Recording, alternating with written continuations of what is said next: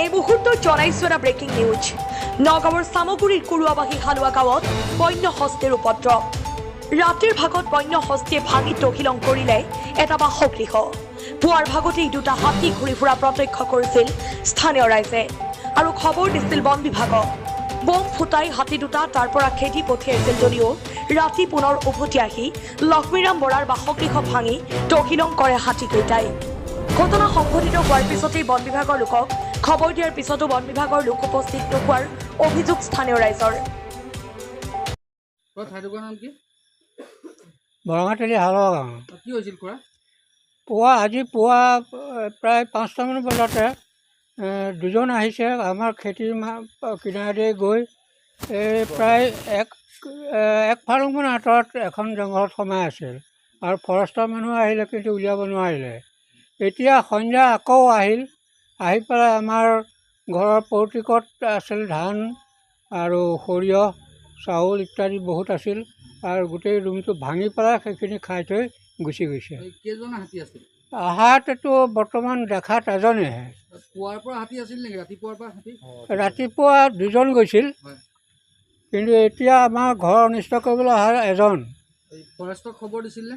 ফৰেষ্টত খবৰ দিয়া হ'ল, থানাত খবৰ দিয়া হ'ল, এতিয়ালৈকে কোনো অহা নাই। কি হৈছিল খুৰা? হাতী আহিছিলে ৰাতিপুৱা প্ৰায় 5:30-6টামান বজাত আমি ওচৰৰ মানুহৰ পৰা গম পালোঁ হাতী দুজন আহি ওচৰৰ আমাৰ জংঘল এডৰা আছিল তাত সোমাল।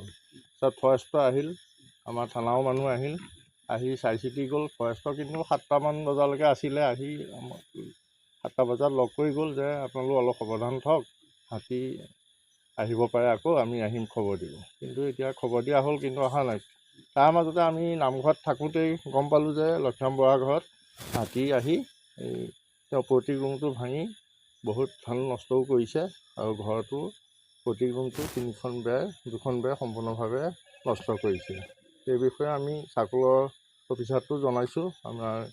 আমাৰ যি চাৰ্কুল দায়িত্বত থকা চক্ৰ বিষয়া চামগুৰি ফিল্ড অফিচাৰ বিকাশ শইকীয়াকো আমি এই বিষয়ে জনাইছোঁ। জনাওঁতে তৎক্ষণাত তেওঁলোকে ফৰেষ্টত জনাবলৈ দিছে, কিন্তু আমি ফৰেষ্টত তাৰ আগতে আমি জনোৱা হ'ল, কিন্তু এতিয়ালৈকে আহি পোৱাহি নাই। কিন্তু 7টামান বজালৈকে ফৰেষ্টৰ মানুহ আছিলে, জংঘলৰ মাজতো আছিলে আৰু চাইডে টহল দি আছিলে। সেইখিনিয়ে। যাৰ ঘৰত ক্ষতি কৰিছে তেখেতৰ নামটো কি? সি লক্ষ্মীৰাম বৰা, পিতা ভূৰাম বৰা, তেখেতৰ আমাৰ বৰঙাতলি হালোৱাত ঘৰ। এইটোৱেই ঘৰ। তেওঁ ধান ভাঙি খাই গ'ল। ধান ধৰি একেবাৰে জংঘলৰ মাজলৈকে ধান এতিয়া বুটলি অনা হৈছে। অলপ 1 মোনমান ধান অনা হ'ল, বাকীখিনি তাতে পথাৰতে পৰি আছে।